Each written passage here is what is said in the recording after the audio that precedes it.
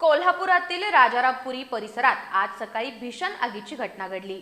Nausea Maruti मंदिराजवळील Shahunagar परिसरात असलेल्या एका घरात सिलेंडरचा स्फोट होऊन प्रचंड आग लागली। या आगीत घरातील सर्व प्रापंचिक साहित्य जळून खाक झालं असून लाखो रुपयांचं नुकसान झालंय। सुदैवानं या घटनेत कोणतीही जीवितहानी झाली नाही।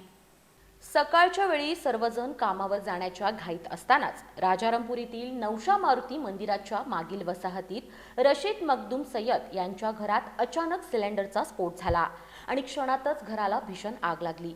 निवडणूक प्रचारासाठी परिसरात आलेल्या उमेदवारांचे प्रतिनिधी घटनेवेळी जवळच असल्यानं त्यांनी तत्काळ अग्निशामक दलाला घटनेची माहिती दिली। अग्निशामक दलाचे 3 बंब घटनास्थळी दाखल होऊन आग आटोक्यात आणण्यासाठी शर्थीचे प्रयत्न सुरू केले। परिसरातील घरे एकमेकांना लागून असल्यानं आणि अरुंद रस्ते असल्यामुळे आग विझवताना अडचणींचा सामना करावा लागला।